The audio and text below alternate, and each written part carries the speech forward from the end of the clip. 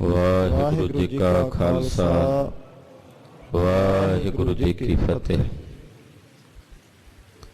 हाजरा हजूर जहरा जहूर SERB कला भरपूर चवर छतर तखत दे मालक सतगुरु श्री गुरु ग्रंथ साहिब जी महाराज जी की पवित्र पावन हजूरी च जुड़ बैठी गुरु की साजी और नवाजी हुई गुरु का खास रूप गुरु खालसा साध संगत जीओ। वड्डियां भागां वाले हो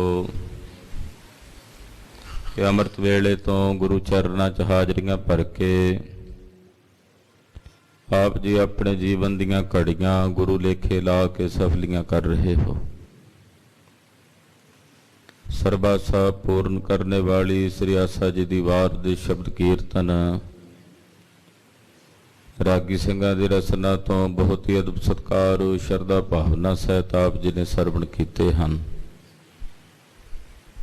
गुरबाणी दी कथा सरवण करन लई गुरु चरनां विच तत्पर हो के सावधान हो के जुड़ बैठे हो। जगत गुरु श्री गुरु नानक देव साहिब जी महाराज जी दे उचारण कीते गए पावन बचन हन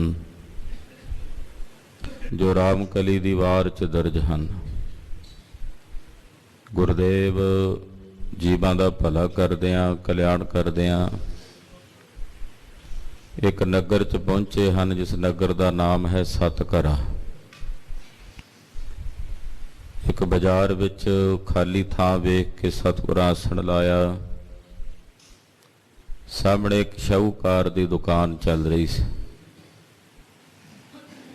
बड़े नौकर चाकर शाहूकार दे अगे पिछे दौड़े फिरदे सी। दुकान बड़ी वधिया चल रही सी। बहुत गाहक आ रहे सी जा रहे सी, वारी नहीं सी आउंदी गाहकां नूं। भाई मरदाना जी वेख के सतगुरां नूं कहण लगे, महाराज शाहूकार किन्ना सुखी है।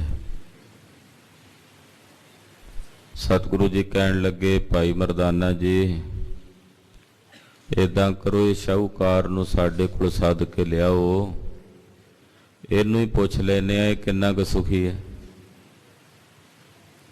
भाई साहब जी उस शाहूकार दे कोल गए, दुकानदार नूं जाके कहण लगे, सामने संत महावा सतगुरु जी पूर्ण वली पुरख ने वो आए हुए ने, वो तुहानू अपने कोल सद रहे ने।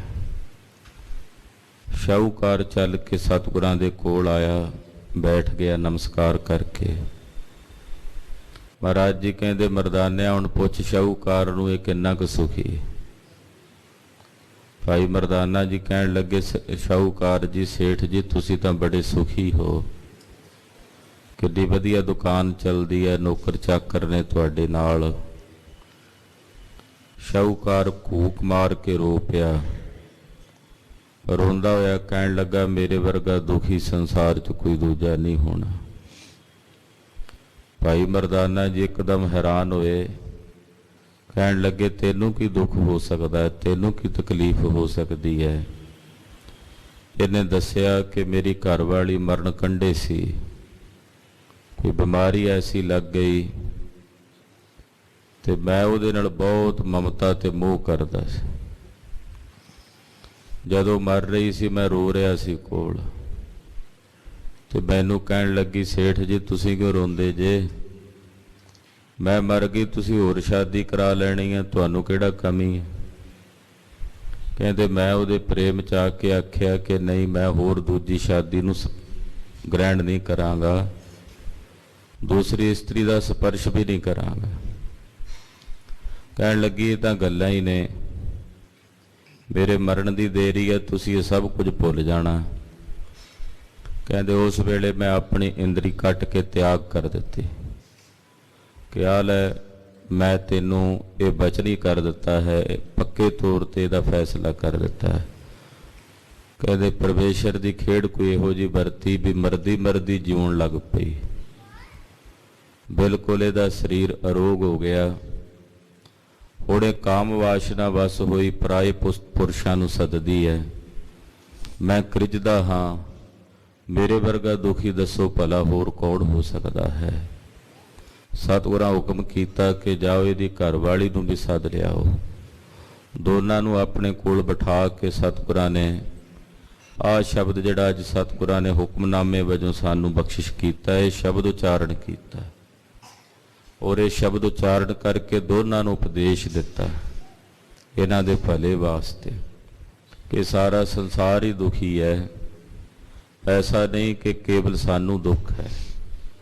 ਮਹਾਰਾਜ ਭਗਤ ਫਰੀਦ ਜੀ ਨੇ ਬੜੇ ਸੁੰਦਰ ਬਚਨ ਕਹੇ ਨੇ, ਕਹਿੰਦੇ ਮੈਂ ਸਮਝਿਆ ਸੀ ਕਿ ਸ਼ਾਇਦ ਮੈਨੂੰ ਹੀ ਦੁੱਖ ਤਕਲੀਫ ਹੈ, ਪਰ ਜਦੋਂ ਮੈਂ ਉੱਚੇ ਚੜ੍ਹ ਕੇ ਵੇਖਿਆ ਤਾਂ ਘਰ ਘਰ ਵਿੱਚ ਦੁੱਖਾਂ ਦੀ ਅੱਗ ਬਲਦੀ ਹੈ। ਹਰ ਇੱਕ ਬੰਦਾ ਦੁਖੀ, ਆਪੋ ਆਪਣੇ ਕਰਮਾਂ ਦਾ ਫਲ ਸਾਰੇ ਹੀ ਭੋਗ ਰਹੇ ਨੇ। ਜਿੰਨੇ ਦੁੱਖ ਨੇ ਜੀਵਾਂ ਨੂੰ ਪ੍ਰਾਪਤ ਹੋਣ ਵਾਲੇ, ਉਹ ਦੁੱਖ ਉਹਨਾਂ ਦੇ ਆਪਣੇ ਕੀਤੇ ਕਰਮਾਂ ਦਾ ਹੀ ਭੋਗ ਹੈ। ਇਹ ਨਹੀਂ ਕਿ ਕਰਮ ਕਿਸੇ ਹੋਰ ਦੇ ਨੇ ਤੇ ਭੋਗੇ ਰਹੇ ਨੇ। ਦੱਦਾ ਦੋਸ਼ ਨਾ ਦੇਊ ਕਿਸੇ ਦੋਸ਼ ਕਰਮਾਂ ਆਪਣਿਆ, ਜੋ ਮੈਂ ਕੀਆ ਸੋ ਮੈਂ ਪਾਇਆ, ਦੋਸ਼ ਨਾ ਦੀਜੈ ਅਵਰ ਜਨਾ। ਤੋ ਕਤਕ ਕਰਮ ਕਮਾਵਣੇ, ਦੋਸ਼ ਨਾ ਕਾਹੂ ਜੋਗ। ਜੈਸੇ ਜੈਸੇ ਜੀਵਾਂ ਦੇ ਕਰਮ ਨੇ, ਉਹੋ ਜਿਹੇ ਫਲ ਜੀਵਾਂ ਨੂੰ ਭੋਗਣੇ ਪੈ ਰਹੇ ਨੇ। ਤੋ ਗੁਰਦੇਵ ਨੇ ਬਹੁਤ ਸਾਰੀਆਂ ਉਦਾਹਰਣਾਂ ਇਸ ਪਵਿੱਤਰ ਸ਼ਬਦ ਦੇ ਵਿੱਚ ਦੇ ਕੇ ਸਾਨੂੰ ਸਮਝਾਇਆ ਹੈ ਕਿ ਜੀਵ ਆਪਣੇ ਕਰਮਾਂ ਦਾ ਭੋਗ ਭੋਗਦਾ ਹੈ, ਆਪਣੇ ਕਰਮਾਂ ਕਰਕੇ ਜੀਵ ਦੁਖੀ ਹੈ। ਤੋ ਆਓ ਮਨ ਬਿਰਤੀਆਂ ਇਕਾਗਰ ਕਰਕੇ ਗੁਰੂ ਚਰਨਾਂ ਦਾ ਧਿਆਨ ਧਾਰੀਏ। ਇੱਕ ਵਿਦਵਾਨ ਬੜੇ ਸੁੰਦਰ ਕਥਨ ਲਿਖਦੇ ਹਨ। ਉਹ ਕਹਿੰਦੇ, ਸੁਖੀ ਦੁਖੀ ਨਰ ਜਗਤ ਮੈਂ ਧਰਮ ਕਰੈ ਨਰ ਕੋਏ, ਸੁਖੀ ਕਰੈ ਤਬ ਸੁਖ ਬੜੈ, ਦੁਖੀ ਕਰੈ ਦੁਖ ਖੋਏ। ਚਾਹੇ ਕੋਈ ਸੁਖੀ ਹੈ ਚਾਹੇ ਕੋਈ ਦੁਖੀ ਹੈ, ਜਿਹੜਾ ਬੰਦਾ ਧਾਰਮਿਕ ਬਿਰਤੀ ਨੂੰ ਧਾਰਨ ਕਰਕੇ ਧਰਮੀ ਬਣਦਾ ਹੈ, ਜੇ ਸੁਖੀ ਧਰਮ ਨੂੰ ਧਾਰਨ ਕਰੇ ਉਹਦੇ ਸੁੱਖਾਂ 'ਚ ਵਾਧਾ ਹੁੰਦਾ। ਜੇ ਦੁਖੀ ਬੰਦਾ ਧਰਮ ਨੂੰ ਧਾਰਨ ਕਰੇ ਤੇ ਉਹਦੇ ਦੁੱਖਾਂ ਦਾ ਨਾਸ ਹੁੰਦਾ ਹੈ। ਤੋ ਧਰਮੀ ਹੋਣਾ ਚਾਹੀਏ। ਤੋ ਸਤਿਗੁਰੂ ਜੀ ਨੇ ਸਾਨੂੰ ਸ੍ਰੇਸ਼ਟ ਧਰਮ ਦੀ ਦਾਤ ਬਖਸ਼ਿਸ਼ ਕੀਤੀ, ਨਾਮ ਜਪਣ ਦੀ, ਕਿ ਸਾਰੇ ਧਰਮਾਂ 'ਚੋਂ ਸ੍ਰੇਸ਼ਟ ਧਰਮ ਹਰੀ ਦਾ ਨਾਮ ਜਪਣਾ ਤੇ ਨਿਰਮਲ ਕਰਮ ਕਰਨੇ। ਇਹ ਧਰਮ ਸਤਿਗੁਰੂ ਸਾਨੂੰ ਦ੍ਰਿੜ ਕਰਾ ਰਹੇ ਨੇ। ਆਓ ਮਨ ਬਿਰਤੀਆਂ ਇਕਾਗਰ ਕਰਕੇ ਗੁਰੂ ਨਾਨਕ ਸਾਹਿਬ ਜੀ ਦੇ ਚਰਨਾਂ ਦਾ ਧਿਆਨ ਆਪਣੇ ਹਿਰਦਿਆਂ 'ਚ ਧਾਰਨ ਕਰਦੇ ਹੋਇਆਂ ਰਸਨਾ ਨੂੰ ਪਵਿੱਤਰ ਕਰਦਿਆਂ ਸਮੂਹ ਮਾਈ ਭਾਈ ਆਖੋ ਜੀ ਸਤਨਾਮ ਸ੍ਰੀ ਵਾਹਿਗੁਰੂ ਸਾਹਿਬ ਜੀ। ਸਤਨਾਮ ਸ੍ਰੀ ਵਾਹਿਗੁਰੂ ਸਾਹਿਬ ਜੀ। ਸਲੋਕ ਮਹੱਲਾ ਪਹਿਲਾ। ਸਹੰਸਰਦਾਨ ਦੇ ਇੰਦਰ ਰੁਆਇਆ। ਸ਼ਲੋਕ ਪਹਿਲੇ ਪਾਤਸ਼ਾਹ ਧੰਨ ਗੁਰੂ ਨਾਨਕ ਦੇਵ ਸਾਹਿਬ ਜੀ ਦਾ ਉਚਾਰਨ ਕੀਤਾ ਹੋਇਆ। ਰਾਜੇ ਇੰਦਰ ਦੀ ਗੱਲ ਆ ਰਹੀ ਹੈ, ਜਿਹੜਾ 33 ਕਰੋੜ ਦੇਵਤਿਆਂ ਦਾ ਰਾਜਾ ਮੰਨਿਆ ਜਾਂਦਾ, ਸਵਰਗਪੁਰੀ ਦਾ ਰਾਜਾ। ਇਹ ਵੀ ਡਿੱਗ ਪਿਆ, ਆਪਣੇ ਕਰੈਕਟਰ ਤੋਂ ਪਾਪੀ ਹੋ ਗਿਆ। ਕਿਵੇਂ? ਬੜੇ ਪ੍ਰਸਿੱਧ ਰਿਸ਼ੀ ਹੋਏ ਗੌਤਮ ਰਿਸ਼ੀ ਜੀ। ਮਹਾਰਾਜ ਜੀ ਨੇ ਗੁਰਬਾਣੀ 'ਚ ਇਹਦਾ ਵੀ ਜ਼ਿਕਰ ਕੀਤਾ। ਗੌਤਮ ਨਾਰ ਉਮਾਪਤ ਸੁਆਮੀ। ਗੌਤਮ ਦੀ ਘਰ ਵਾਲੀ ਸੀ ਅਹਿਲਿਆ, ਸੁੰਦਰ ਸਰੂਪ ਸੀ। ਇੰਦਰ ਦੀ ਨਿਗਾਹ ਪਈ ਤੇ ਆਪਣੇ ਕਰੈਕਟਰ ਤੋਂ ਡਿੱਗ ਪਿਆ। ਕੀ ਕੀਤਾ? ਚੰਦਰਮਾ ਨੂੰ ਨਾਲ ਰਲਾ ਲਿਆ ਔਰ ਚੰਦਰਮਾ ਨੂੰ ਨਾਲ ਰਲਾ ਕੇ ਕਿਹਾ ਵੀ ਅੱਜ ਤੂੰ ਰਾਤ ਨੂੰ ਛੇਤੀ ਚੜ੍ਹ ਜਾਈਂ, ਦਿਸ਼ਾ ਆਪਣੀ ਜਿਹੜੀ ਹੈ ਉਹ ਛੇਤੀ ਬਦਲ ਨਹੀਂ। ਗੌਤਮ ਰਿਸ਼ੀ ਜੀ ਅੰਮ੍ਰਿਤ ਵੇਲੇ ਰੋਜ਼ ਉੱਠਦੇ ਸੀ। ਚੰਦਰਮਾ ਦੇ ਹਿਸਾਬ ਨਾਲ ਉਹਨਾਂ ਅੰਦਾਜ਼ਾ ਲਾਇਆ ਕਿ ਦਿਨ ਅੰਮ੍ਰਿਤ ਵੇਲਾ ਹੋ ਗਿਆ ਤੇ ਗੰਗਾ ਜੀ ਤੇ ਇਸ਼ਨਾਨ ਕਰਨ ਨੂੰ ਚਲੇ ਗਏ। ਪਿੱਛੋਂ ਰਾਜੇ ਇੰਦਰ ਨੇ ਅਹਿਲਿਆ ਦੇ ਨਾਲ ਸੰਬੰਧ ਬਣਾਇਆ, ਵਿਸ਼ੇ ਵਿਕਾਰ ਭੋਗੇ, ਸਵਰਗ ਦੀ ਜਿਹੜੀ ਅਪਛਰਾਵਾਂ ਦਾ ਸੁੱਖ ਛੱਡ ਕੇ ਧਰਤੀ ਤੇ ਆ ਕੇ ਗਰਕ ਹੋ ਗਿਆ। ਜਦੋਂ ਗੌਤਮ ਜੀ ਇਸ਼ਨਾਨ ਕਰਨ ਗੰਗਾ ਦੇ ਕੰਢੇ ਗਏ, ਗੰਗਾ ਕਹਿਣ ਲੱਗੀ ਵੀ ਹਾਲੇ ਤਾਂ ਗੌਤਮ ਰਿਸ਼ੀ ਜੀ ਅੰਮ੍ਰਿਤ ਵੇਲਾ ਨਹੀਂ ਹੋਇਆ। ਤੁਸੀਂ ਅੱਜ ਛੇਤੀ ਆ ਗਏ, ਅਜੇ ਤਾਂ ਅੱਧੀ ਰਾਤ ਦਾ ਵੇਲਾ ਹੈ।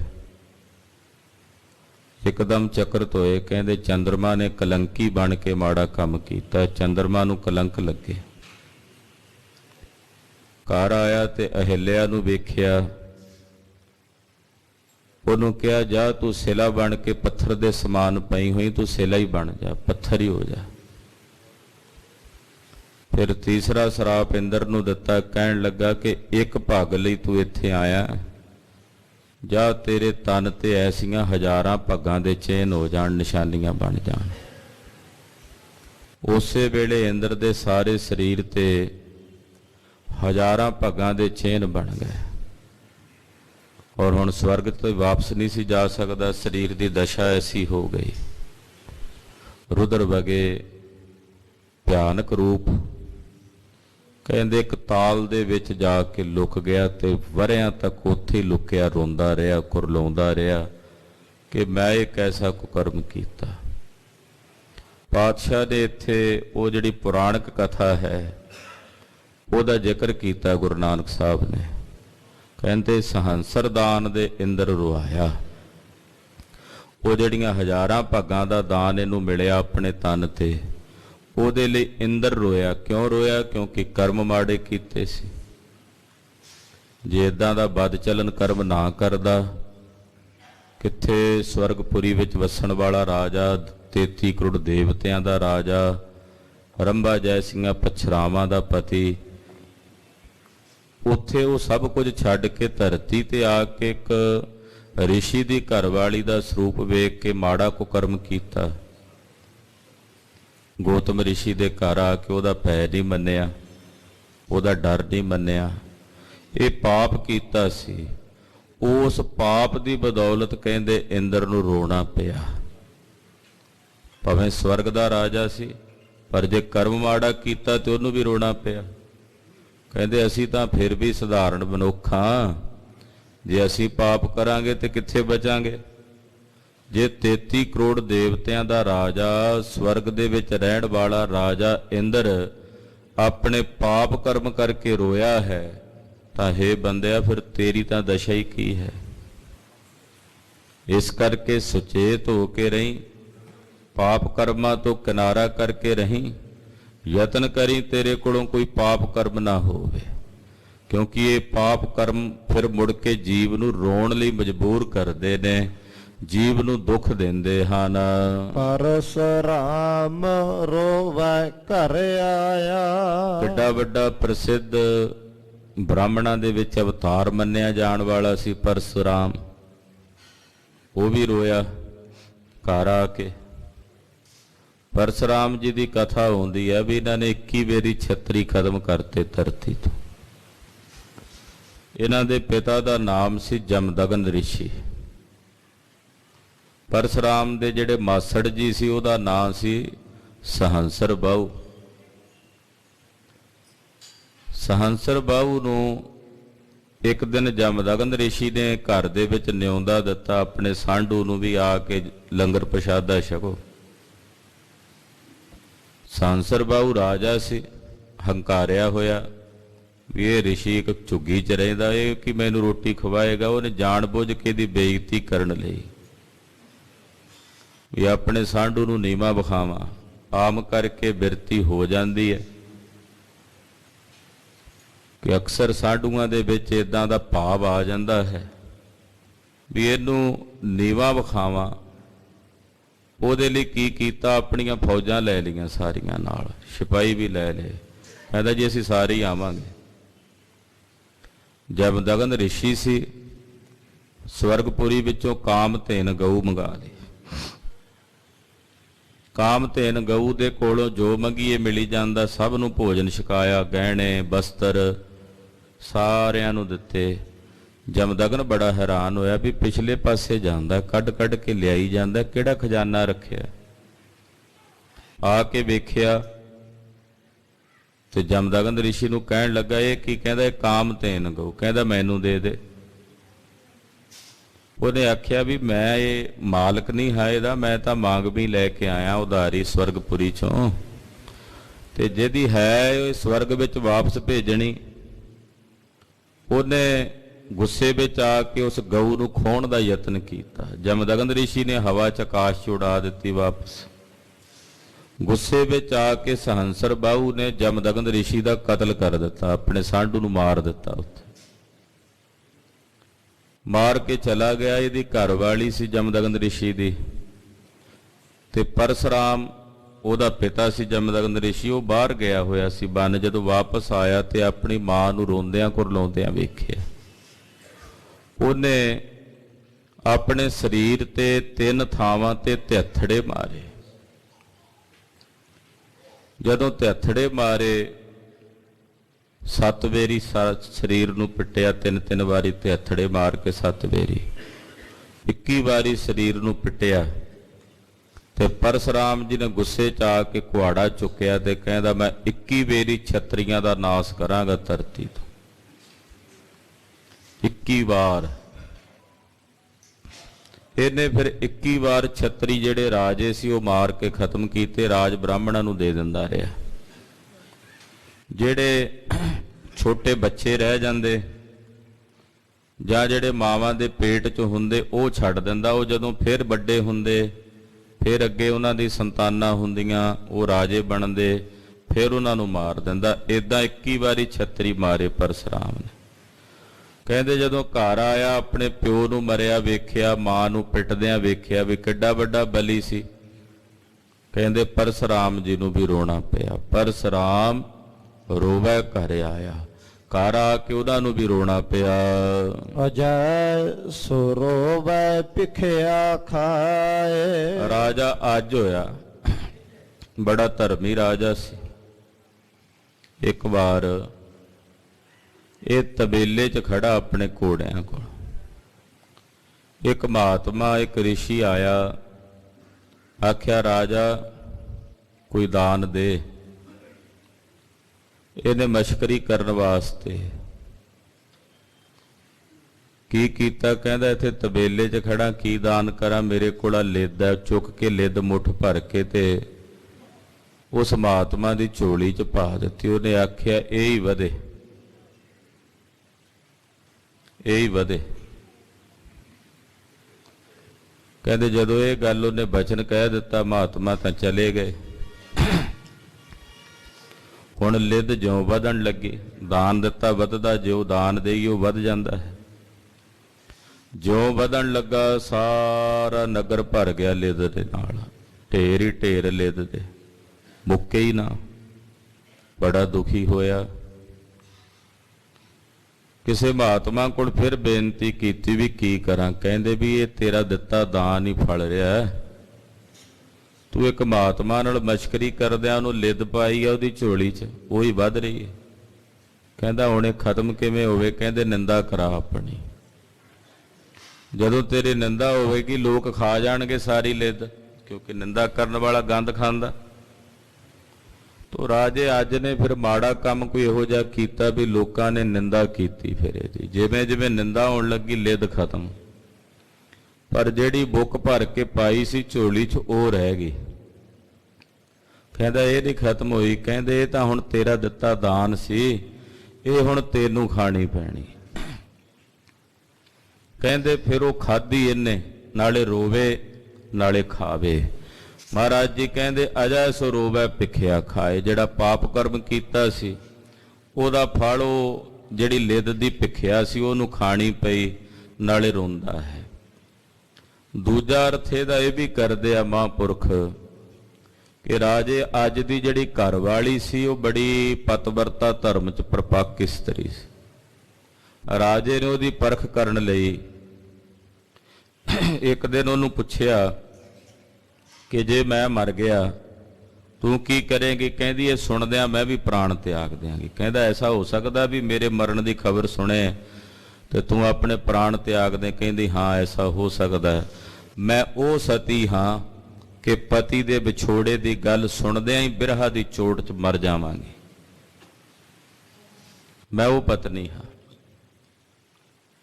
ਰਾਜੇ ਅੱਜ ਨੇ ਇੱਕ ਵਾਰੀ ਜੰਗਲ 'ਚ ਸ਼ਿਕਾਰ ਖੇਡਣ ਗਿਆ ਤੇ ਜਿਹੜੇ ਕੱਪੜੇ ਪਾਏ ਸੀ ਉਹ ਕੁੜਤਾ ਲਾ ਕੇ ਤੇ ਜੰਗਲ ਦੇ ਇੱਕ ਜਾਨਵਰ ਦਾ ਖੂਨ ਉਹਨੂੰ ਲਾ ਕੇ ਤੇ ਘਰ ਭੇਜ ਦਿੱਤਾ ਵੀ ਮੇਰੀ ਘਰ ਵਾਲੀ ਨੂੰ ਇਹ ਚੋਲਾ ਮੇਰਾ ਫੜਾ ਦਿਓ ਤੇ ਆਖਿਓ ਵੀ ਰਾਜੇ ਅੱਜ ਨੂੰ ਜੰਗਲ ਵਿੱਚ ਸ਼ੇਰ ਨੇ ਖਾ ਲਿਆ, ਇਹ ਕੱਪੜੇ ਉਹਦੇ ਲਿਆਏ ਆ ਖੂਨ ਨਾਲ ਲੱਥਪੱਥ।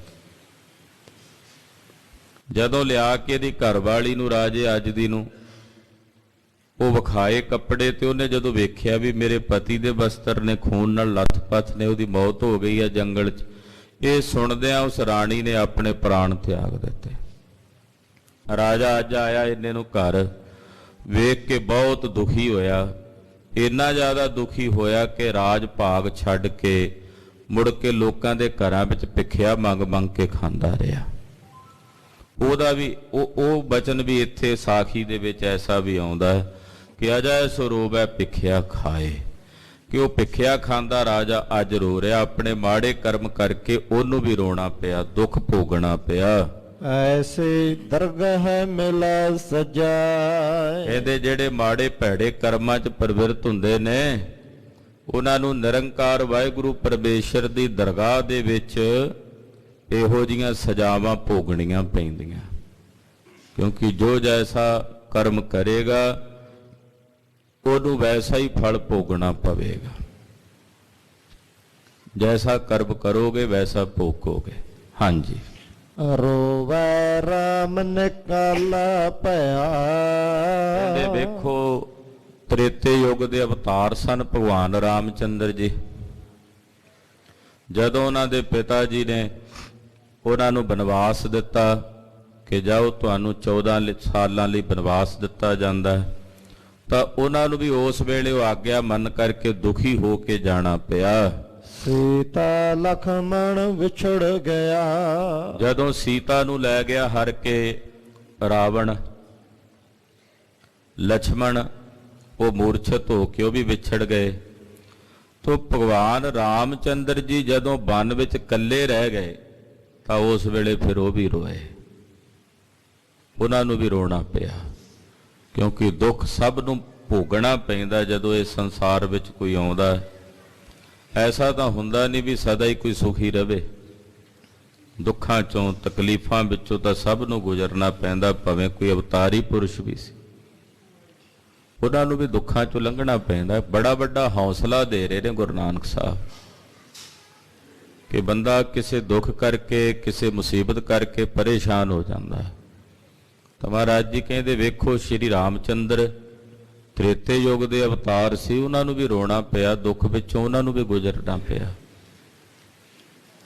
ਇਸ ਕਰਕੇ ਤੁਸੀਂ ਇਨਸਾਨ ਹੋ, ਇਹ ਸਰੀਰ ਦੁੱਖ ਤੇ ਸੁੱਖ ਦੇ ਦੋ ਕੱਪੜੇ ਨੇ ਜਿਹੜੇ ਇਸ ਤਨ ਤੇ ਪਹਿਨਣੇ ਪੈਂਦੇ ਆ।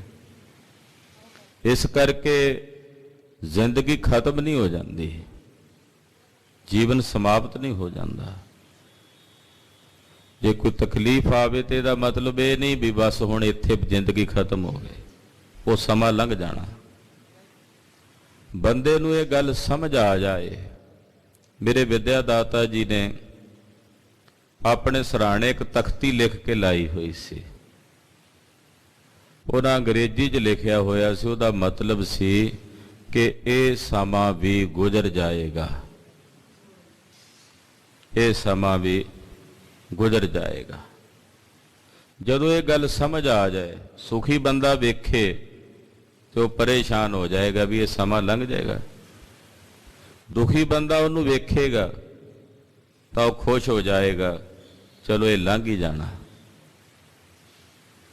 ਦੋਵੇਂ ਟਿਕੇ ਰਹਿਣਗੇ। ਸੁਖੀ ਟਿਕਿਆ ਰਹਿ ਕੇ ਹੰਕਾਰੀ ਨਾ ਹੋਵੇਗਾ ਕਿ ਮੈਂ ਸੁਖੀ ਹਾਂ, ਦੁਖੀ ਵੇਖ ਕੇ ਦੁਖੀ ਨਹੀਂ ਹੋਵੇਗਾ ਵੀ ਇਹ ਸਮਾਂ ਤਾਂ ਲੰਘ ਹੀ ਜਾਣਾ, ਇਹ ਤਾਂ ਬੀਤ ਜਾਣਾ ਹੈ। ਤੋ ਇੱਥੇ ਸਤਿਗੁਰੂ ਹੌਸਲਾ ਦਿੰਦੇ, ਧੀਰਜ ਦਿੰਦੇ ਕਿ ਤ੍ਰੇਤੇ ਯੁੱਗ ਦੇ ਅਵਤਾਰ ਸ਼੍ਰੀ ਰਾਮਚੰਦਰ ਜੀ ਵੀ ਇਹੋ ਜਿਹੀਆਂ ਦੁੱਖਾਂ ਵਿੱਚੋਂ ਤਕਲੀਫਾਂ ਦੇ ਵਿੱਚੋਂ ਦੀ ਲੰਘੇ ਹਨ, ਉਹਨਾਂ ਨੂੰ ਵੀ ਰੋਣਾ ਪਿਆ। ਰੋਵੈ ਦਹ ਸਿਰ ਲੰਕ ਗਵਾਏ, 10 ਸਿਰਾਂ ਵਾਲਾ ਰਾਵਣ ਕਿੱਡਾ ਵੱਡਾ ਮਲੇਛ ਸੀ, ਉਹਨੇ ਆਪਣੀ ਲੰਕਾ ਗਵਾਈ ਤੇ ਉਹ ਵੀ ਰੋਇਆ। ਉਹਨੂੰ ਇਹ ਰੋਣਾ ਕਿਉਂ ਪਿਆ? ਰਾਵਣ ਨੂੰ ਆਪਣੀ ਲੰਕਾ ਕਿਉਂ ਗਵਾਉਣੀ ਪਈ? ਉਹਦਾ ਕੀ ਕਾਰਨ ਸੀ? ਨਹੀਂ ਤਾਂ ਏਡਾ ਵੱਡਾ ਰਾਜਾ ਸੋਨੇ ਦੀ ਲੰਕਾ ਦਾ ਮਾਲਕ, 1 ਲੱਖ ਪੁੱਤਰ, 1.25 ਲੱਖ ਨਾਤੀਆਂ ਦਾ ਮਾਲਕ, ਜਿਹੜਾ ਕਹਿੰਦਾ ਸੀ ਮੇਰੀ ਰਸੋਈ ਦੇ ਵਿੱਚ ਅਗਨੀ ਦੇਵਤਾ ਖੁਦ ਆ ਕੇ ਸੇਵਾ ਕਰਦਾ ਹੈ ਤੇ ਅੱਗ ਮੇਰੇ ਕੱਪੜੇ ਧੋਂਦੀ ਤੇ ਸੁਕਾਉਂਦੀ ਹੈ। ਇਹੋ ਜਿਹਾ ਬਲੀ ਰਾਜਾ, ਉਹਨੂੰ ਆਪਣਾ ਇਹ ਸਾਰਾ ਕੁਝ ਕਿਉਂ ਗਵਾਉਣਾ ਪਿਆ? ਕਿਉਂਕਿ ਕਰਤੂਤ ਇਹੋ ਜਿਹੀ ਕੀਤੀ। ਅਗਲੀ ਪੰਕਤੀ 'ਚ ਦੱਸਦੇ ਨੇ, ਜਿਨ ਸੀਤਾ ਆਦਿ ਡੌਰੂ ਆਏ। ਜਿਹਨੇ ਡੌਰੂ ਵਜਾ ਕੇ ਇੱਕ ਸੰਨਿਆਸੀ ਦਾ ਭੇਖ ਬਣਾ ਕੇ ਤੰਦਲ ਮੰਗੇ ਸੀਤਾ ਕੋਲੋਂ, ਔਰ ਉਹਨੂੰ ਹਰ ਕੇ ਲੈ ਆਇਆ, ਚੁੱਕ ਕੇ ਲੈ ਆਇਆ। ਇਹ ਮਾੜਾ ਕਰਮ ਕੀਤਾ ਸੀ। ਜਿਸ ਮਾੜੇ ਕਰਮ ਦੀ ਬਦੌਲਤ ਉਸ ਰਾਵਣ ਨੂੰ ਆਪਣੀ ਲੰਕਾ ਗਵਾਣੀ ਪਈ, ਜਿਹੜਾ 10 ਸਿਰਾਂ ਦਾ ਮਾਲਕ ਸੀ। ਯਾਨੀ ਕਿ ਉਹਦਾ ਦਿਮਾਗ ਇੰਨਾ ਸੀ ਵੀ ਜਿਵੇਂ 10 ਦਿਮਾਗ ਹੋਣ ਤੇ 10 ਦਿਮਾਗਾਂ ਜਿੰਨਾ ਕੱਲਾ ਦਿਮਾਗ ਸੀ ਉਹਦਾ। 10 ਸਿਰ ਦਾ ਮਤਲਬ ਇਹ ਹੀ ਹੋਇਆ ਨਾ। ਨਹੀਂ ਤਾਂ ਬੰਦੇ ਨੂੰ ਔਖਾ ਹੀ ਹੋ ਜੇ ਵੀ ਜੇ 10 ਸਿਰ ਹੋਣ ਤੇ ਉਹਨੂੰ ਤਾਂ ਲੰਮਾ ਪੈਣਾ ਵੀ ਔਖਾ ਹੋਵੇਗਾ।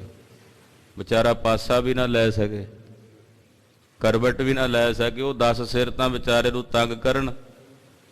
10 ਸਿਰਾਂ ਦਾ ਮਤਲਬ ਇਹ ਸੀ ਵੀ 10 ਸਿਰਾਂ ਜਿੰਨਾ ਦਿਮਾਗ ਸੀ ਉਹਦਾ ਬੰਦੇ ਦਾ। 20 ਬਾਹਾਂ ਸੀ ਉਹਦੀਆਂ। 20 ਬਾਹਾਂ ਦਾ ਮਤਲਬ ਸੀਗਾ, ਕਲਗੀਧਰ ਪਾਤਸ਼ਾਹ ਨੇ, ਸ੍ਰੀ ਗੁਰੂ ਗੋਬਿੰਦ ਸਿੰਘ ਸਾਹਿਬ ਨੇ ਰਾਮਾ ਅਵਤਾਰ 'ਚ ਬਚਨ ਲਿਖੇ ਵੀ ਉਹਦੇ 10 ਸਿਰ ਕਿਹੜੇ ਸੀ ਤੇ 20 ਬਾਹਾਂ ਕਿਹੜੀਆਂ ਸੀ। 10 ਸਿਰਾਂ ਦੇ ਨਾਲ ਤੇ ਫਿਰ ਬਾਹਾਂ 20 ਹੋਣੀਆਂ ਹੀ ਸੀ ਨਾ, ਇੱਕ ਸਿਰ ਨਾਲ 2 ਬਾਹਾਂ। ਉਹ 20 ਬਾਹਾਂ ਵਾਲਾ ਬਲ ਉਹ ਕੀ ਕਰ ਸਕਦਾ ਸੀ? ਉਹਦੇ ਕੋਲ ਕਿਹੜਾ ਹੁਨਰ ਸੀ, ਕਿਹੜਾ ਗੁਣ ਸੀ? ਤੇ ਇੰਨਾ ਕੁਝ ਹੋਣ ਦੇ ਬਾਵਜੂਦ ਕਰਤੂਤ ਮਾੜੀ ਕੀਤੀ। ਸੰਨਿਆਸੀ ਦਾ ਭੇਖ ਬਣਾ ਕੇ ਸੀਤਾ ਨੂੰ ਹਰ ਕੇ ਲਿਆਇਆ। ਇਹ ਮਾੜਾ ਕਰਮ ਕੀਤਾ ਤੇ ਆਪਣੀ ਲੰਕਾ ਗਵਾ ਲਈ। ਜਦੋਂ ਵਿਭੀਸ਼ਣ ਆਇਆ ਨਾ ਭਗਵਾਨ ਰਾਮਚੰਦਰ ਨੂੰ ਮਿਲਣ, ਪਹਿਲੀ ਵਾਰ ਮਿਲਿਆ ਤੇ ਉਹਨੂੰ ਵੇਖ ਕੇ ਭਗਵਾਨ ਰਾਮਚੰਦਰ ਉਹਨੂੰ ਕਹਿੰਦੇ, ਆਓ ਬਹੋ ਲੰਕੇਸ਼, ਹੇ ਲੰਕਾਪਤੀ ਆਓ। ਹਾਲਾਂਕਿ ਵਿਭੀਸ਼ਣ ਉਦੋਂ ਲੰਕਾਪਤੀ ਨਹੀਂ ਸੀ, ਲੰਕਾਪਤੀ ਤੇ ਰਾਵਣ ਸੀ, ਪਰ ਵਿਭੀਸ਼ਣ ਨੂੰ ਕਿਹਾ ਆਓ ਲੰਕੇਸ਼। ਇਹ ਗੱਲ ਜਦੋਂ ਰਾਵਣ ਨੂੰ ਪਤਾ ਲੱਗੀ ਕਿ ਰਾਮਚੰਦਰ ਜੀ ਦਾ ਜਿਹੜਾ ਵਾਕ ਹੈ ਉਹ ਸੱਤ ਹੁੰਦਾ ਹੈ, ਉਹਨੂੰ ਸਮਝ ਆ ਗਈ ਸੀ ਵੀ ਮੇਰਾ ਰਾਜ ਹੁਣ ਗਿਆ। ਹੁਣ ਵਿਭੀਸ਼ਣ ਜਿਹੜਾ ਉਹ ਰਾਜਾ ਬਣੇਗਾ। ਉਹਦਾ ਲੜਕਾ ਸੀ ਰਾਵਣ ਦਾ ਮੇਘਨਾਦ। ਜਦੋਂ ਮਰਿਆ ਨਾ, ਉਹਦੇ ਮਰਨ ਤੋਂ ਬਾਅਦ ਫਿਰ ਇਹ ਕੋਲ ਬਹਿ ਕੇ ਰੋਂਦਾ ਹੋਇਆ ਕਹਿਣ ਲੱਗਾ, ਰਾਵਣ ਤੇਰੇ ਮਰਨ ਤੋਂ ਬਾਅਦ ਹੁਣ ਮੈਂ ਇਹ ਜਾਣ ਗਿਆ ਹਾਂ ਕਿ ਇਹ ਲੰਕਾ ਦਾ ਰਾਜ ਮੇਰੇ ਕੋਲੋਂ ਖੁੱਸ ਜਾਏਗਾ, ਹੁਣ ਇਹ ਮੇਰਾ ਨਹੀਂ ਰਹੇਗਾ। ਤੇਰੇ ਹੁੰਦਿਆਂ ਮੈਨੂੰ ਆਸ ਸੀ ਕਿ ਸ਼ਾਇਦ ਇਹ ਲੰਕਾ ਬਚ ਜਾਏ, ਪਰ ਤੇਰੇ ਮਰਨ ਤੋਂ ਬਾਅਦ ਇਹ ਅਵਸ਼ ਸੱਤ ਹੋ ਗਿਆ ਕਿ ਮੇਰਾ ਰਾਜ ਹੁਣ ਖੁੱਸ ਜਾਏਗਾ। ਰੋਇਆ ਫਿਰ ਉਹ, ਰੋਵੈ ਦੈਸਰ ਲੰਕ ਗਵਾਏ, ਜਿਨ ਸੀਤਾ ਆਂਦੀ ਡੌਰੂ ਵਾਏ। ਡੌਰੂ ਵਜਾ ਕੇ ਜਿਹੜਾ ਸੀਤਾ ਨੂੰ ਹਰ ਕੇ ਲਿਆਇਆ। ਆ ਪਿੱਛੇ ਜੇ ਦੁਸਹਿਰੇ ਦੇ ਦਿਨਾਂ 'ਚ ਬੜਿਆ ਲੋਕਾਂ ਨੇ ਆ ਸੋਸ਼ਲ ਮੀਡੀਆ ਤੇ ਰਾਵਣ ਦੀਆਂ ਫੇਵਰਾਂ ਕੀਤੀਆਂ। ਰਾਵਣ ਦੀ ਬੜੀ ਉਪਮਾ ਕਰਦੇ ਰਹੇ ਲੋਕ। ਆਖੇ ਜੀ ਵੇਖੋ ਰਾਵਣ ਦਾ ਕੀ ਕਸੂਰ ਸੀ, ਰਾਵਣ ਦਾ ਕੀ ਦੋਸ਼ ਸੀ? ਰਾਵਣ ਦਾ ਸਭ ਤੋਂ ਵੱਡਾ ਦੋਸ਼ ਸੀ ਉਹਦੇ ਸੰਨਿਆਸੀਆਂ ਦਾ ਭੇਖ ਬਣਾ ਕੇ ਤ੍ਰੇਤੇ ਯੁੱਗ ਦੇ ਅਵਤਾਰ ਦੀ ਘਰਵਾਲੀ ਨੂੰ ਹਰਨ ਦਾ ਯਤਨ ਕੀਤਾ। ਲੈ ਵੀ ਗਿਆ ਹਰ ਕੇ। ਇਹ ਉਹਦਾ ਪਾਪ ਸੀ। ਕਿ ਇਹ ਪਾਪ ਨਹੀਂ? ਗੁਰਬਾਣੀ ਉਹਨੂੰ ਇਸੇ ਕਰਕੇ ਮੂਰਖ ਕਹਿ ਰਹੀ ਵੀ ਐਡਾ ਵੱਡਾ ਸਿਆਣਾ ਵਿਆਣਾ ਹੋਣ ਦੇ ਬਾਵਜੂਦ 10 ਸਿਰਾਂ ਵਾਲਾ ਬੰਦਾ ਹੋਵੇ ਫਿਰ ਵੀ ਐਡੀ ਮੂਰਖਤਾ ਦਾ ਕੰਮ ਕੀਤਾ, ਤੇ ਮੂਰਖ ਹੀ ਆ ਉਹ। ਇਸ ਕਰਕੇ ਰਾਵਣ ਦੇ ਸੋਹਿਲੇ ਗਾਉਣ ਵਾਲੇ ਦਰਅਸਲ ਰਾਵਣ ਦੀ ਅੰਸ਼ ਉਹਨਾਂ ਦੇ ਅੰਦਰ ਹੈ, ਬੀਜ ਉਹਨਾਂ ਦੇ ਅੰਦਰ ਹੈ।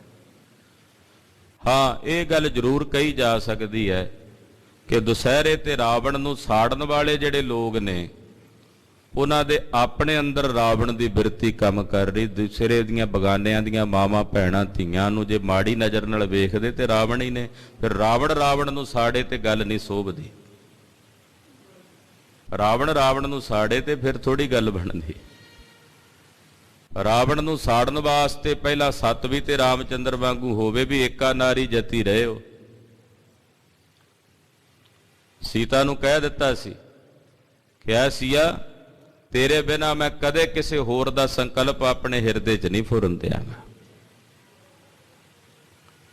ਪਰ ਇੱਥੇ ਤਾਂ ਰਾਵਣ ਨੂੰ ਸਾੜਨ ਵਾਸਤੇ ਤਤਪਰ ਹੋਏ ਹੁੰਦੇ ਆ। ਇਹੋ ਜਿਹਾ ਵਿਧਾਨ ਬਣਿਆ ਹੋਇਆ ਸਮਾਜ ਦਾ।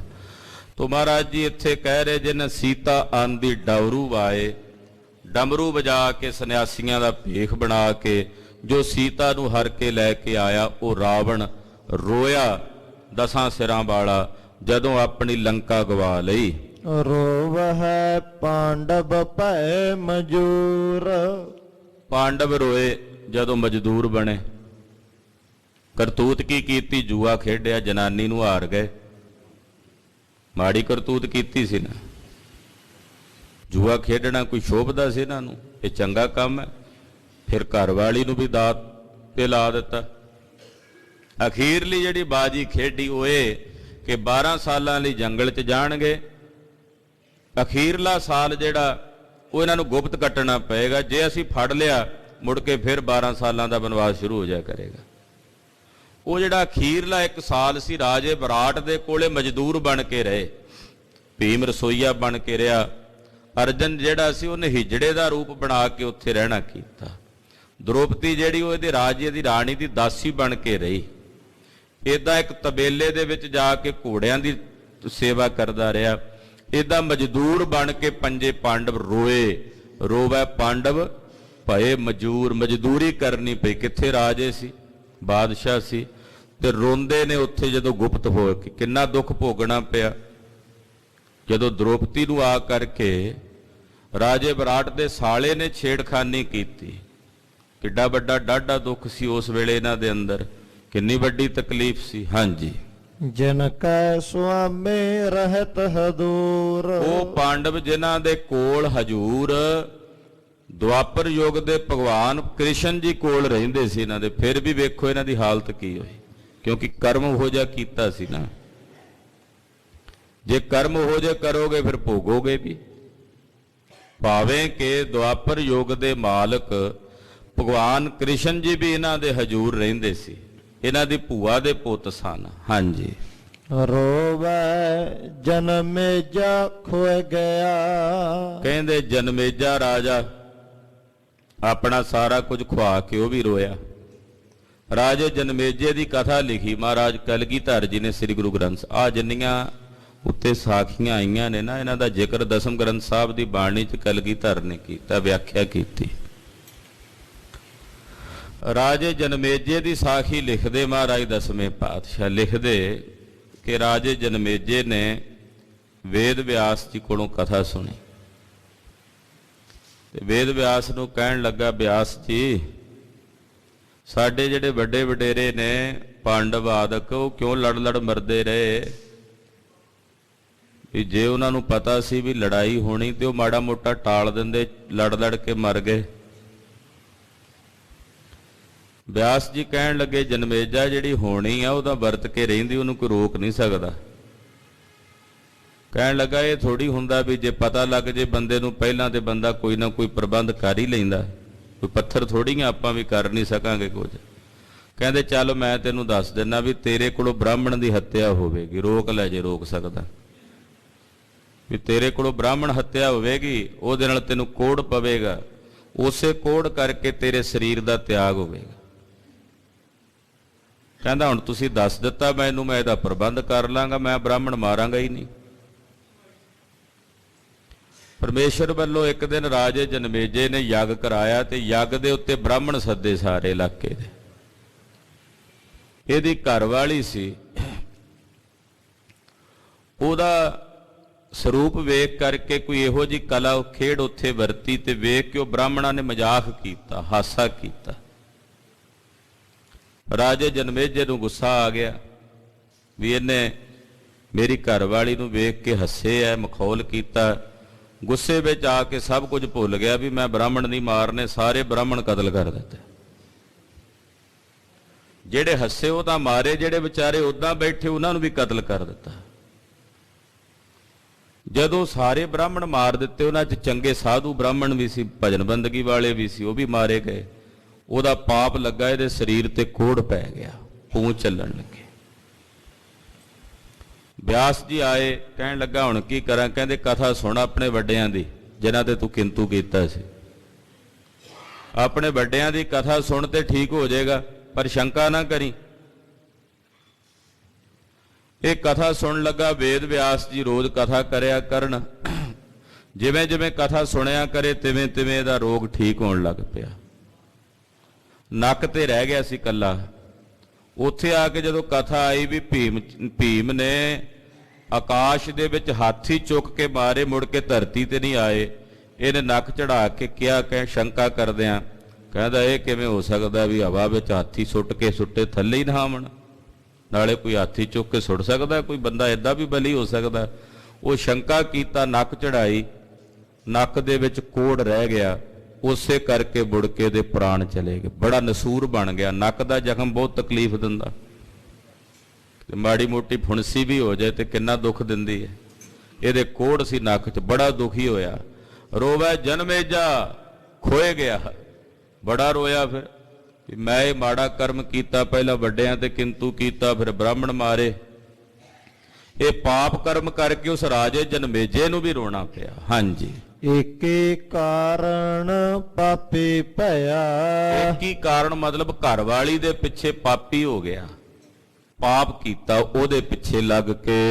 ਰੋਵਹਿ ਸੇਖ ਮਸਾਇਕ ਪੀਰ। ਬਾਦਸ਼ਾਹ ਕਹਿੰਦੇ ਬੜੇ ਬੜੇ ਸ਼ੇਖ, ਬੜੇ ਬੜੇ ਮਸਕਤ ਘਾਲਣ ਵਾਲੇ ਮਸਾਇਕ ਪੀਰ, ਉਹ ਵੀ ਰੋਂਦੇ ਨੇ। ਕਿਉਂ ਰੋਂਦੇ ਨੇ? ਦੱਸਦੇ ਨੇ। ਅੰਤ ਕਾਲ ਮਤ ਲਾਗੈ ਭੀੜ। ਉਹ ਇਸ ਲਈ ਰੋਂਦੇ ਨੇ ਵੀ ਕਿਤੇ ਅੰਤਲੇ ਸਮੇਂ ਸਾਨੂੰ ਜੰਮਾਂ ਦੀ ਭੀੜ ਨਾ ਵਿਆਪੇ। ਉਹਨਾਂ ਨੂੰ ਇਸ ਗੱਲ ਦਾ ਦੁੱਖ ਹੈ। ਉਹ ਰੋਂਦੇ ਆ ਇਸ ਗੱਲ ਕਰਕੇ ਕਿ ਵਾਹਿਗੁਰੂ ਕਿਤੇ ਅੰਤ ਕਾਲ ਸਮੇਂ ਸਾਨੂੰ ਜੰਮਾਂ ਦੇ ਵਸ ਨਾ ਪੈਣਾ ਪੈ ਜਾਏ, ਜੰਮਾਂ ਦੀ ਪੀੜ ਉਹ ਨਾ ਸਾਨੂੰ ਸਹਾਰਨੀ ਪੈ ਜਾਵੇ। ਰੋਵਹਿ ਰਾਜੇ ਕੰਨ ਪੜਾਏ। ਬੜੇ ਬੜੇ ਰਾਜੇ ਭਰਥਰੀ ਵਰਗੇ ਕੰਨ ਪੜਾ ਕੇ ਰੋਏ, ਕੰਨ ਪੜਾ ਕੇ ਘਰ ਛੱਡ ਕੇ ਚਲੇ ਗਏ। ਮੁੜ ਕੇ ਫੇਰ ਵਾਪਸ ਭੱਜ ਆਏ, ਫੇਰ ਵਾਪਸ ਦੌੜ ਆਏ। ਤੋ ਇਸ ਪ੍ਰਕਾਰ ਨਾਲ ਵੱਡੇ ਵੱਡੇ ਰਾਜੇ ਕੰਨ ਪੜਾ ਕੇ ਰੋਏ। ਘਰ ਘਰ ਮੰਗ ਹੈ ਭਿਖਿਆ ਜਾਏ। ਉਹ ਰਾਜਿਆਂ ਨੇ ਵੀ ਘਰ-ਬਾਰ ਜਦੋਂ ਛੱਡ ਕੇ ਕੰਨ ਪੜਾ ਕੇ ਯੋਗੀ ਬਣੇ ਤੇ ਲੋਕਾਂ ਦੇ ਘਰ ਘਰ ਜਾ ਕੇ ਭਿਖਿਆ ਮੰਗ ਕੇ ਖਾਂਦੇ ਤੇ ਫਿਰ ਰੋਂਦੇ। ਰੋਵਹਿ ਕਿਰਪਨ ਸੰਚਹ ਧਨ ਜਾਏ। ਕਿਰਪਨ ਕੰਜੂਸ ਬੰਦਾ ਰੋਂਦਾ ਹੈ। ਕਿਉਂ ਰੋਂਦਾ ਹੈ ਜੀ? ਕੰਜੂਸ ਉਦੋਂ ਰੋਂਦਾ ਜਦੋਂ ਉਹਦਾ ਧਨ ਜਾਂਦਾ, ਉਦੋਂ ਤਾਂ ਮਾਨੋ ਜਿਵੇਂ ਉਹਦਾ ਕੋਈ ਕਾਲਜਾ ਕੱਢ ਕੇ ਲੈ ਜੇ, ਏਦਾਂ ਦੁਖੀ ਹੁੰਦਾ। ਉਹ ਰੋ ਰਿਹਾ ਹੈ। ਪੰਡਤ ਰੋਵਹਿ ਗਿਆਨ ਗਵਾਏ। ਮਹਾਰਾਜ ਜੀ ਕਹਿੰਦੇ ਪੰਡਤ ਰੋਂਦਾ ਗਿਆਨ ਗਵਾ ਕੇ। ਇੱਕ ਨਾ ਬੜਾ ਵਿਦਵਾਨ ਪੰਡਤ ਸੀ, ਰਾਜੇ ਦੀ ਸਭਾ 'ਚ ਆਇਆ, ਕਹਿਣ ਲੱਗਾ ਵੀ ਮੈਂ ਚਰਚਾ ਕਰਨੀ, ਬੁਲਾ ਕੋਈ ਤੇਰਾ ਪੰਡਤ ਮੇਰੇ ਨਾਲ ਚਰਚਾ ਕਰੇ। ਪੰਡਤ ਬੜਾ ਵਿਦਵਾਨ ਸੀ, ਰਾਜੇ ਦਾ ਕੋਈ ਪੰਡਤ ਮੰਨੇ ਨਾ ਚਰਚਾ ਕਰਨ ਨੂੰ। ਇੱਕ ਗਾਂਗਾ ਕਾਣਾ ਸੀ, ਹੈ ਉਹ ਵੀ ਪੰਡਤ ਸੀ, ਆਖੇ ਦੀ ਉਹਦੀ ਇੱਕ ਹੈ ਨਹੀਂ ਸੀ। ਉਹ ਗਾਂਗਾ ਪੰਡਤ ਕਹਿੰਦਾ ਮੈਂ ਕਰੂੰ ਇਹਦੇ ਨਾਲ ਚਰਚਾ। ਉਹਨੇ ਵੇਖਿਆ ਵੀ ਚਰਚਾ ਹੀ ਕਰਨੀ ਹੈ, ਜੇ ਹਾਰ ਗਿਆ ਤਾਂ ਹਾਰ ਗਿਆ, ਜਿੱਤ ਗਿਆ ਤਾਂ ਜਿੱਤ ਗਿਆ। ਵੀ ਮੇਰੀ ਕਿਹੜਾ ਪਹਿਲਾਂ ਇੱਜ਼ਤ ਹੈ ਵੀ ਜਿਹੜੀ ਰੁਲ ਜਾਣੀ ਹੈ? ਪਹਿਲਾਂ ਵੀ ਕੋਈ ਨਹੀਂ ਜਾਣਦਾ। ਉਹ ਗਾਂਗਾ ਪੰਡਤ ਆਇਆ ਤੇ ਇਹ ਵੀ ਅਗਲੇ ਦਿਨ ਸਵੇਰੇ ਸਵੇਰੇ ਇਕੱਠੇ ਹੋ ਕੇ ਰਾਜੇ ਦੀ ਸਭਾ 'ਚ ਆਉਣ ਲੱਗੇ ਤੇ ਬਾਹਰ ਹਾਲੇ ਦਰਵਾਜ਼ੇ ਦੇ ਕੋਲ ਹੀ ਸੀ। ਤੇ ਗਾਂਗੇ ਪੰਡਤ ਨੇ ਕੀ ਕੀਤਾ, ਉਹਨੇ ਸੋਚਿਆ ਵੀ ਜੇ ਚੱਪਲ ਬਾਹਰ ਲਾ ਕੇ ਗਿਆ ਆਪਣੀ, ਕੋਈ ਲੈ ਜੂ ਚੁੱਕ ਕੇ। ਇਹਨੇ ਉਹ ਕੱਪੜੇ 'ਚ ਲਪੇਟ ਕੇ ਤੇ ਕੱਛ 'ਚ ਮਾਰ ਲਈ ਵੀ ਅੰਦਰ ਹੀ ਲੈ ਚੱਲਣਾ। ਇਹਨੇ ਨੂੰ ਉਧਰੋਂ ਉਹ ਵਿਦਵਾਨ ਪੰਡਤ ਵੀ ਆ ਗਿਆ। ਉਹਨੇ ਦੀ ਕੱਛ 'ਚ ਵੇਖਿਆ, ਉਹਨੂੰ ਪਤਾ ਨਹੀਂ ਸੀ ਵੀ ਚੱਪਲ ਸੀ। ਉਹਨੇ ਪੁੱਛਿਆ ਆਹ ਕੀ ਹੈ? ਕਹਿੰਦਾ ਕੰਟਕ ਨਿਵਾਰਨ ਚੂਰਨ ਗ੍ਰੰਥ ਹੈ। ਇਹ ਕੰਡੇ ਨਹੀਂ ਲੱਗਦੇ ਜੇ ਪਾ ਲਈਏ ਪੈਰ 'ਚੋਂ, ਇਦਾਂ ਦੱਸ ਦਿੱਤਾ ਵੀ ਕੰਟਕ ਨਿਵਾਰਨ ਚੂਰਨ ਗ੍ਰੰਥ ਹੈ। ਉਹ ਜਦੋਂ ਪੰਡਤ ਨੇ ਸੁਣਿਆ, ਕਹਿੰਦਾ ਇਹ ਤਾਂ ਮੈਂ ਪੜ੍ਹਿਆ ਕੋਈ ਨਹੀਂ, ਵੀ ਕਿਤੇ ਇਹਦੇ 'ਚੋਂ ਨਾ ਸਵਾਲ ਕਰਨ ਲੱਗ ਪਵੇ, ਮੈਨੂੰ ਤਾਂ ਜਵਾਬ ਨਹੀਂ ਆਉਣਾ। ਜਦੋਂ ਗਏ ਸਭਾ 'ਚ ਚਰਚਾ ਸ਼ੁਰੂ ਕਰਨ ਤੋਂ ਪਹਿਲਾਂ ਉਹ ਜਿਹੜਾ ਵਿਦਵਾਨ ਪੰਡਤ ਸੀ ਉਹਨੇ ਸ਼ਰਤ ਰੱਖੀ ਵੀ ਚਰਚਾ ਬੋਲ ਕੇ ਨਹੀਂ ਹੋਵੇਗੀ, ਇਸ਼ਾਰਿਆਂ ਨਾਲ ਹੋਵੇਗੀ। ਵੀ ਦੱਸੋ ਮੰਨੇਗਾ? ਹੁਣ ਉਹ ਗਾਂਗਾ ਕਾਣਾ ਕਹਿੰਦਾ ਕੋਈ ਨਹੀਂ, ਚਰਚਾ ਤੂੰ ਭਾਵੇਂ ਇਸ਼ਾਰਿਆਂ ਨਾਲ ਕਰ ਲੈ। ਉਹ ਵਿਦਵਾਨ ਪੰਡਤ ਨੇ ਏਦਾਂ ਉਂਗਲ ਕੀਤੀ ਇੱਕ ਖੜੀ। ਗਾਂਗੇ ਪੰਡਤ ਨੇ ਵੇਖਿਆ ਵੀ ਇੱਕ ਉਂਗਲ ਖੜੀ ਕਰਕੇ ਮੈਨੂੰ ਕਹਿੰਦਾ ਵੀ ਤੇਰੀ ਇੱਕ ਅੱਖ ਹੈ, ਕਾਣਾ ਤੂੰ, ਤੇਰੀ ਦੂਜੀ ਵੀ ਕੱਢ ਦਿਉ। ਉਹ ਇਹ ਸਮਝੇ ਜਿਹੜਾ ਵਿਦਵਾਨ ਪੰਡਤ ਉਹਨੇ ਤਾਂ ਇੱਕ ਉਂਗਲ ਖੜੀ ਕੀਤੀ ਵੀ ਰੱਬ ਇੱਕ ਹੈ, ਬ੍ਰਹਮ ਇੱਕ ਹੈ, ਤੇ ਗਾਂਗਾ ਪੰਡਤ ਉਹ ਸਮਝੇ ਵੀ ਇਹ ਕਹਿੰਦਾ ਵੀ ਅੱਖ ਇੱਕ ਹੈ, ਤੇਰੀ ਕੱਢ ਦੇਣੀ ਹੈ ਦੂਜੀ ਵੀ। ਇਹਨੇ ਗੁੱਸੇ ਵਿੱਚ ਦੋ ਉਂਗਲਾਂ ਖੜੀਆਂ ਕਰ ਦਿੱਤੀਆਂ ਵੀ ਤੂੰ ਮੇਰੀ ਇੱਕ ਕੱਢੇਗਾ, ਮੈਂ ਤੇਰੀਆਂ ਦੋਵੇਂ ਕੱਢ ਦਿਉ। ਉਹ ਵਿਦਵਾਨ ਪੰਡਤ ਉਹਨੇ ਸੋਚਿਆ ਵੀ ਇਹ ਕਹਿੰਦਾ ਵੀ ਜੇ ਰੱਬ ਇੱਕ ਹੈ ਤੇ ਦੂਜੀ ਮਾਇਆ ਹੈ। ਇਹਨੇ ਫਿਰ ਪੰਜ ਉਂਗਲਾਂ ਏਦਾਂ ਪੰਜਾ ਖੜਾ ਕਰ ਦਿੱਤਾ ਇਕੱਠਾ। ਗਾਂਗਾ ਸਮਝੇ ਵੀ ਇਹ ਗੁੱਸਾ ਕਰਕੇ ਕਹਿੰਦਾ ਚਪੇੜ ਮਾਰੂੰ ਤੈਨੂੰ। ਉਹਨੇ ਕੀ ਕੀਤਾ, ਅੱਗੋਂ ਮੁੱਕੀ ਵੱਟ ਲਈ ਵੀ ਜੇ ਤੂੰ ਚਪੇੜ ਮਾਰੇਗਾ ਤੇ ਮੈਂ ਘਸੁੰਨ ਮਾਰਾਂਗਾ ਤੈਨੂੰ। ਉਹ ਸਮਝੇ ਉਹਨੇ ਤੇ ਪੰਜ ਉਂਗਲਾਂ ਖੜੀਆਂ ਕੀਤੀਆਂ ਵੀ ਪੰਜ ਤੱਤ ਨੇ, ਆਕਾਸ਼ ਜਲ ਵਾਯੂ ਆਦਿਕ। ਤੇ ਜਦੋਂ ਇਹਨੇ ਮੁੱਕੀ ਵੱਟੀ ਵੀ ਮੈਂ ਮੁੱਕਾ ਮਾਰਾਂਗਾ ਜੇ ਤੂੰ ਚਪੇੜ ਮਾਰੇਗਾ, ਉਹ ਵਿਦਵਾਨ ਪੰਡਤ ਨੇ ਸਮਝਿਆ ਵੀ ਇਹ ਕਹਿੰਦਾ ਵੀ ਤੱਤ ਭਾਵੇਂ ਪੰਜ ਨੇ ਪਰ ਹੈਣ ਇਕੱਠੇ ਸਰੀਰਾਂ ਵਿੱਚ। ਉਹ ਜਿਹੜਾ ਵਿਦਵਾਨ ਪੰਡਤ ਸੀ ਹੱਥ ਜੋੜ ਕੇ ਮੱਥਾ ਟੇਕ ਕੇ ਕਹਿੰਦਾ ਮੈਂ ਹਾਰ ਮੰਨਦਾ।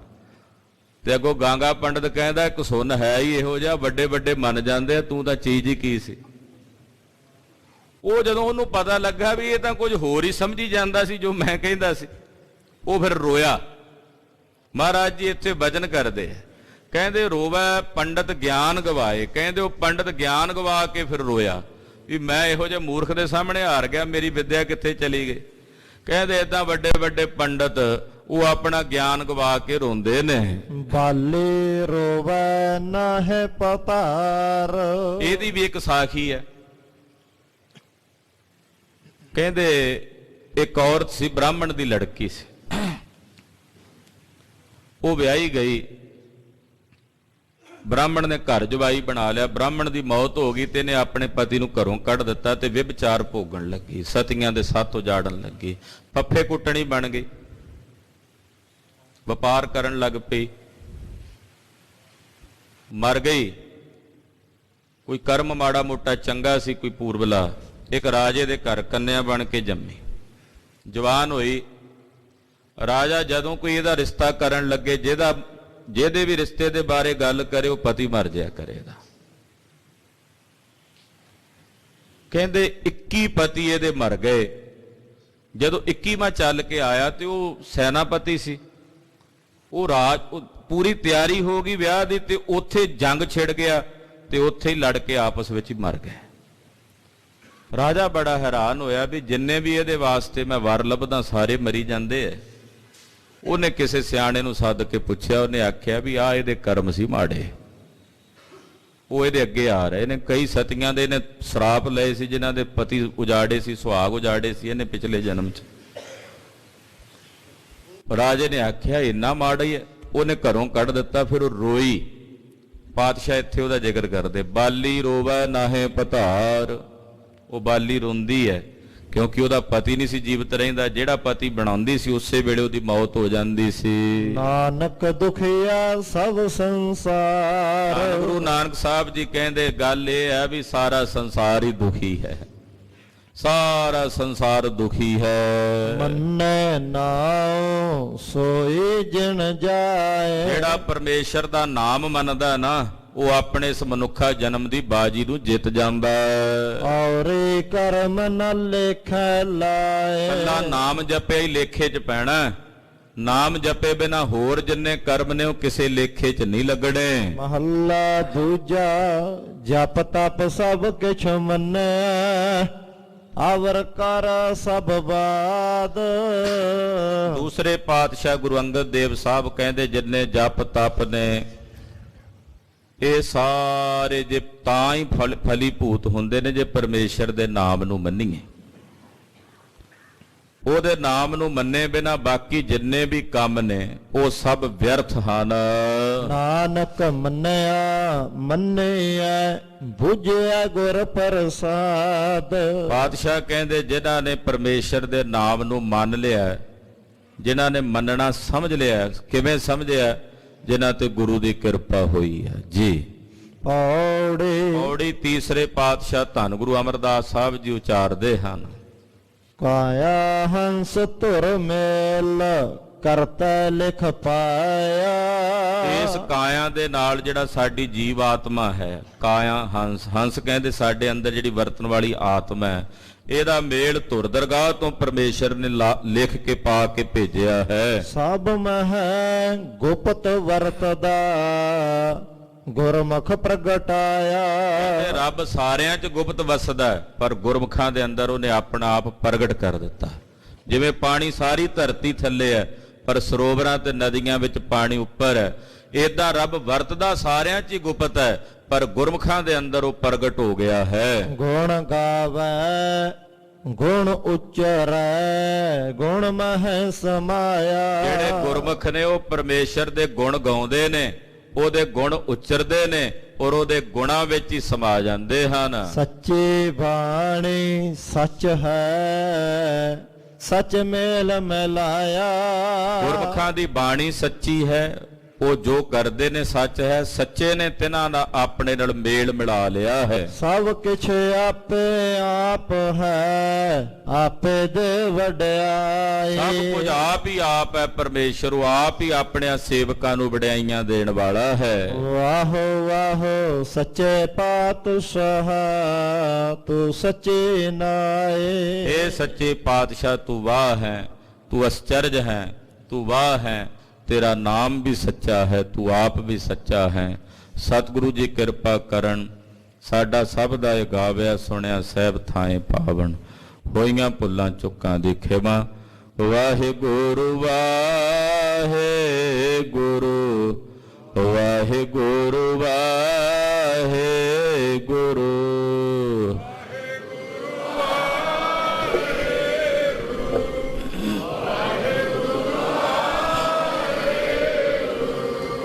ਵਾਹਿਗੁਰੂ ਵਾਹਿਗੁਰੂ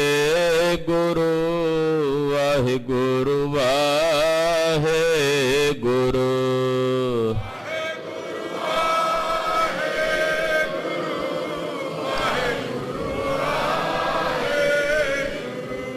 ਵਾਹਿਗੁਰੂ ਵਾਹਿਗੁਰੂ ਵਾਹਿਗੁਰੂ ਵਾਹਿਗੁਰੂ।